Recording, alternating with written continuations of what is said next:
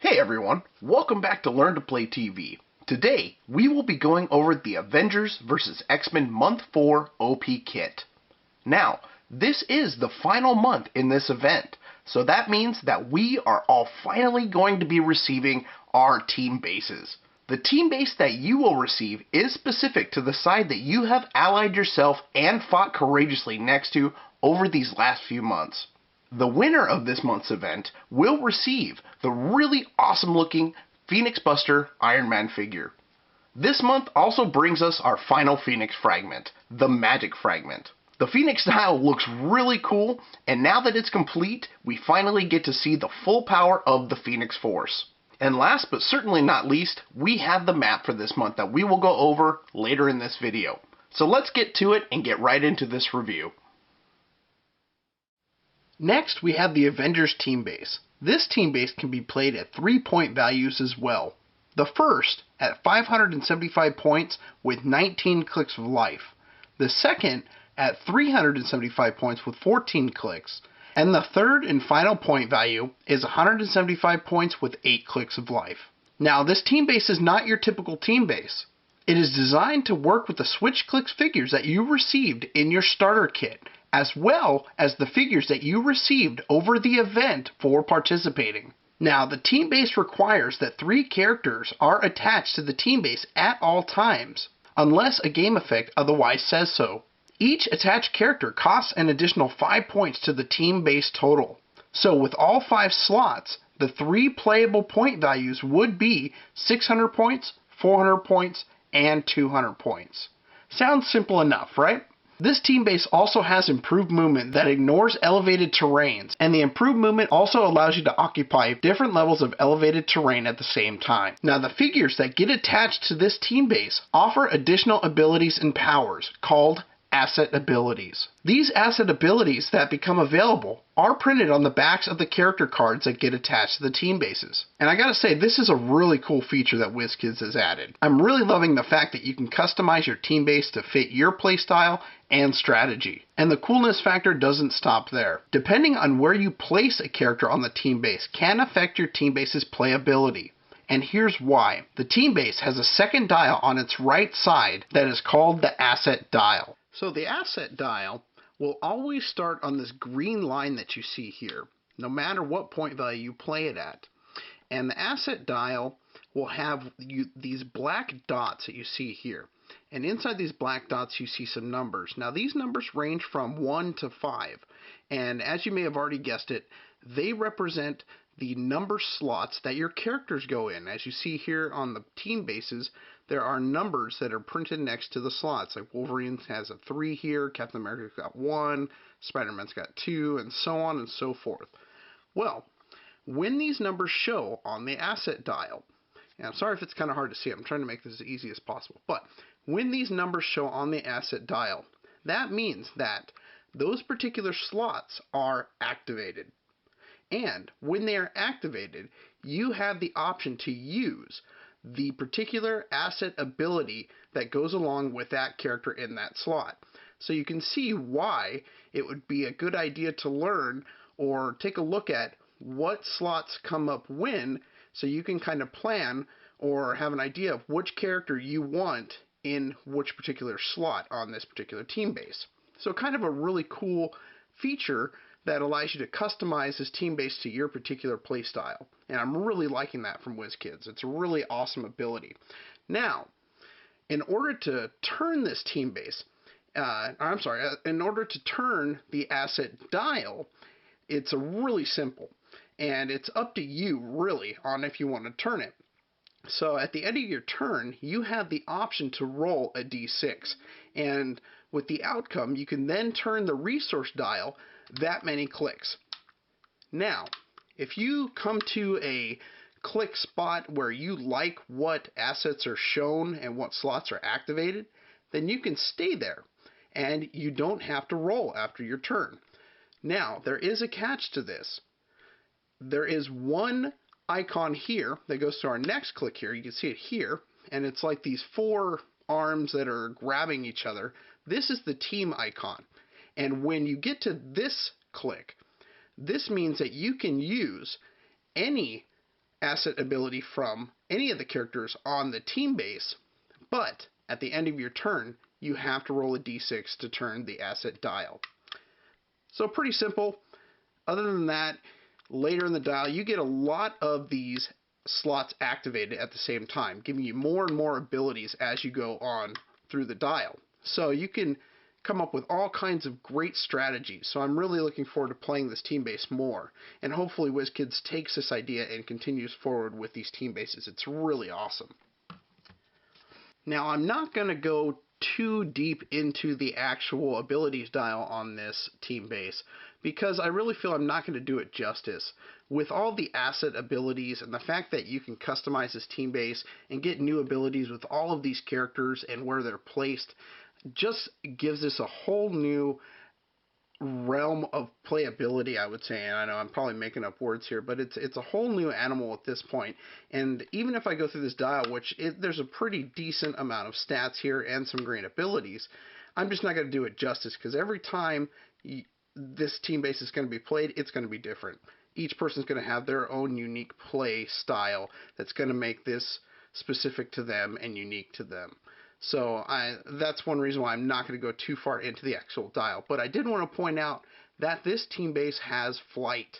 And that is an important observation on this team base because the XMen team base does not have that. So that is something that they are going to have to overcome. And it is possible using, I believe it's Namor on the team base that gives them the ability to use flight. But for the Avengers, that's just an up for you guys, because if you do go against an X-Men team base, you know that one of their slots is going to most likely be a Namor figure.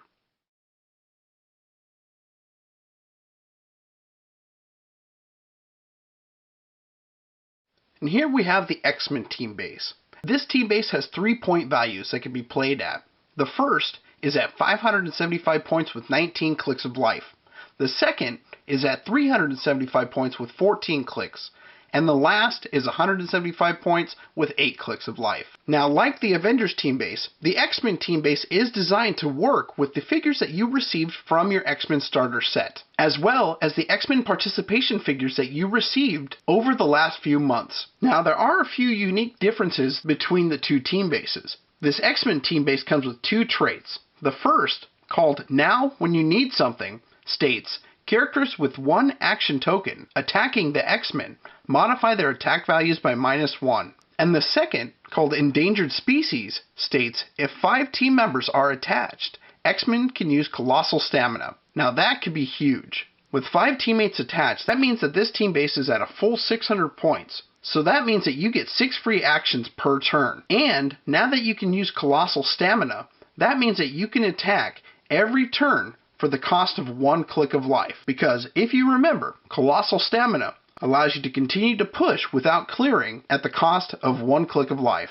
I'd say that's pretty much worth it. Now, this team base does work the same as the Avengers team base, as it does have an asset dial over to the right. And it does have the same symbols that the Avengers team base does, where it shows the 1 through 5 on the black dots representing the slots on the team base. Now, there is a difference to this asset dial, as you see here. There is another circle here. It is a white circle that has a number 1. And the X-Men team base is the only one that has this. And all this means is that when this is showing, it states that the X-Men can use Barrier, and they can use it as a free action. But if they do use it as a free action, they can only place 2 markers of terrain on the board. Now again, I'm going to leave the discovery of the dial to you, because I feel that these team bases are really catered towards your special customizations. But before we move on, there is one thing that X-Men players should know. This team base does not have flight. Now I mentioned this when reviewing the Avengers team base, and they have flight, which is really the only difference between the two, at least on this side here.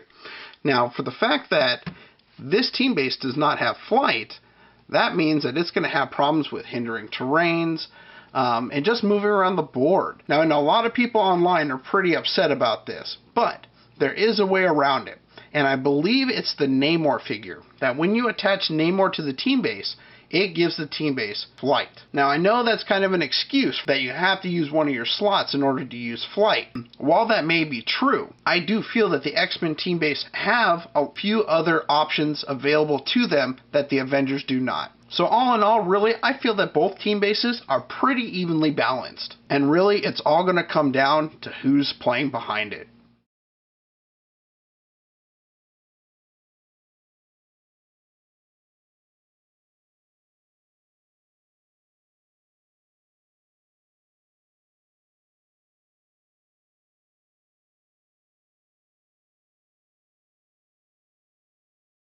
Here we have the prize for month 4, the Phoenix Buster Ironman, and he can be played at 175 points with 7 clicks of life. Now this Phoenix Buster Ironman is an amazing character. He starts off with a trait called Here Goes Nothing, and it states, Phoenix Buster Ironman's attack deal penetrating damage if the target character is assigned a relic or a resource or possesses any of the following: giant size, colossal stamina, the Power Cosmic Team ability, the Cosmic or Phoenix Force keyword, or the word Phoenix in its name as a separate word. That is just huge. All those big hitting characters that we've been seeing over the last few months, all those Phoenix 5 figures that have just been a pain in your side, these guys are out of here with this figure. If you see this guy coming, you guys better beware. Phoenix Buster Ironman opens up with the combination of Running Shot and Pulse Wave for 5 penetrating damage, as well as some invulnerability for protection. Now he keeps these stats all the way up until click 4, but on click 3, he picks up Perplex, giving you even more options to stick it to your opponent. On click 4, we start to see a transition with the Phoenix Buster. He drops his invulnerability and picks up Invincible for protection. Now on click 5, we see the transformation. Phoenix Buster picks up a new combination of Earthbound and Penetrating Psychic Blast, and gets rid of his Perplex, but picks up Outwit. Now on click 6, he holds onto his stats, but we do see that his defense changes one more time. He drops his Invincible and picks up Toughness. Now he will continue to hold on to these stats up until his very last click. Overall, I think Phoenix Buster Ironman is a great figure for the point cost. He's got a full dial of penetrating damage, and not to mention that his trait is just icing on the cake. No one is safe in this guy's eyes. So real quickly, I'm going to do a quick recap on the asset abilities for each of the characters that are available for the team bases. So to start us off, we're going to go through the Avengers characters. And here we have Captain America. And at the bottom here is where you see the asset ability. So it'll tell you what team that they're for. So here it says it's for the Avengers. And his ability says, this team character can use combat reflexes and defend. So not bad abilities to have. I don't know how many times combat reflexes has gotten me out of a tight jam. Here we have Iron Man, and his asset ability states that this team character can use Perplex. When they do, and Black Panther is also attached, you may modify an opposing character's combat value by -2 instead. And here is Thor. And his asset ability states that this team character can use Energy Explosion. And here is Spider-Man. His asset ability allows the team character to use Super Senses. Next up, we have Wolverine. And I am a little confused on why Wolverine can only be used on the Avengers team base, since he is obviously an X-Men as well. Now I know following storyline, this is accurate because he did help the Avengers during the storyline event. But as you'll see, as we go through more and more characters, there are some characters that help the Avengers, but still have the ability to be used with both teams. But anyway, let's get back on track. Wolverine's asset ability states that this team character can use Blade Claw Fang and Regeneration. And here is the Scarlet Witch, and her asset ability states, this team character can use Probability Control. Now here's Black Panther. And his Avengers asset ability states that this team character can use Outwit. When they do, and Iron Man is also attached, you may counter a team ability as if it were a power. Now that ability could come in handy. Now to finish off our Avengers, we have Professor X. And as you can see, Professor X can be used for both the Avengers team base and the X-Men team base. And his asset ability states that when this team character uses Solo Adventure to place Professor X on the map, he may immediately use mind control as a free action. Now let's start off with our X-Men. Here we have Cyclops, and his asset ability states that this team character can use leadership, and when they do, and the result is a 6, remove an action token from them. This is Emma Frost, and her asset ability states that this team character can't be targeted by mind control or penetrating psychic blast, making her the effective Professor X stopper. And here is Namor. His X-Men asset ability states that this team character can use Close Combat Expert and the Flight ability. Next on our X-Men list we have Colossus, and his asset ability states that this team character can use Charge, and when they do, if magic is also attached, they can use Improved Movement, ignoring blocking terrain. Next up is Magic, and her asset ability states that this team character can use Phasing Teleport, and if Colossus is also attached, they can use Energy Shield Deflection. Next is Magneto, and his asset ability states, give this team character a power action, and they can use Telekinesis twice as a free action. And here we have Danger, and her asset ability states that the combat values of the team character can't be decreased by opposing characters. Now last but not least for the X-Men we have Hope Summers. Now she could be used for the Avengers and the X-Men team bases, and her asset ability states, give this team character a free action and choose the asset ability of any character that could be attached to the team base but isn't.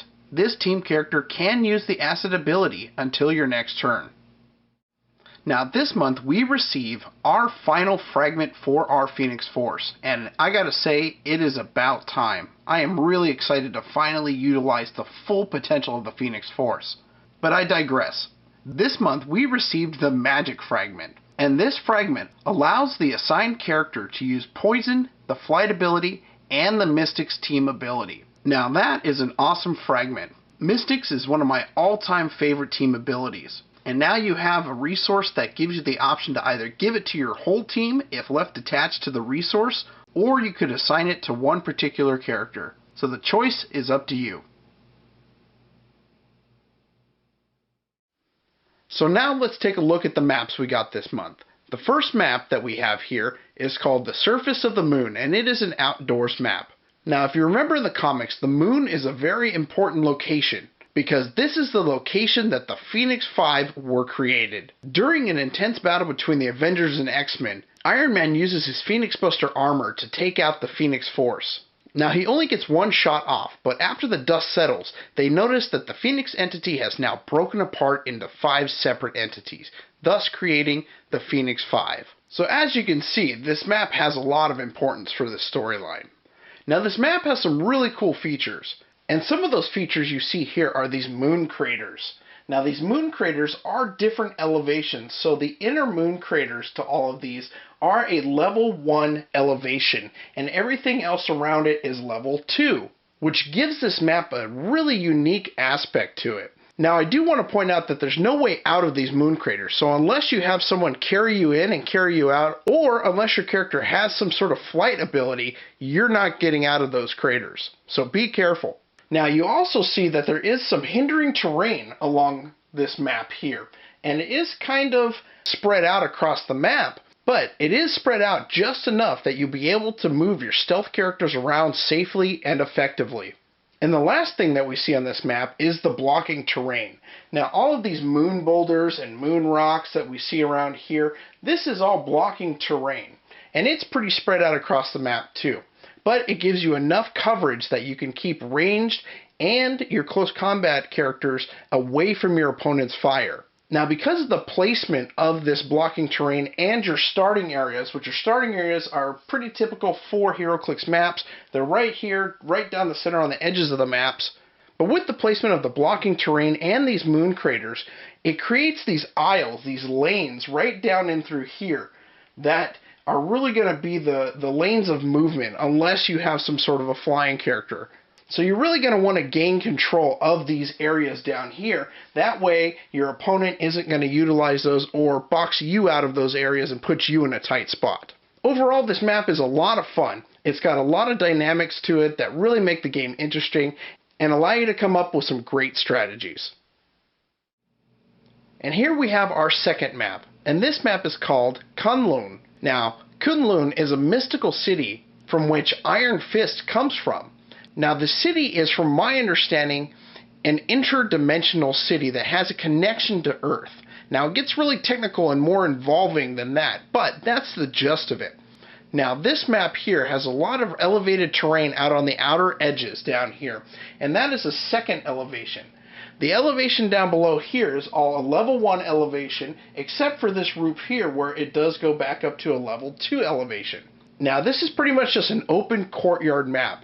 There is some blocking terrain that we have here over in front of this opponent's starting area, as well as we do have some blocking terrain here in the corners of the map on top of the roof.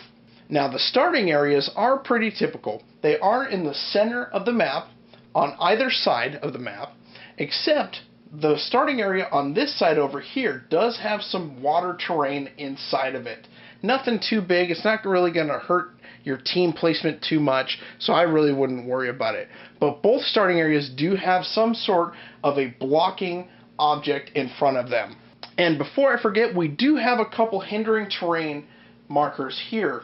This could be used for some stealth characters to either place them there for some outwit or perplex, or even some attacks, just kind of get them into position in those four corners.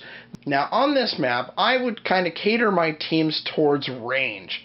This is a great map to keep your figures up here on the top roofs so you can shoot opposing characters down into this little foyer area here.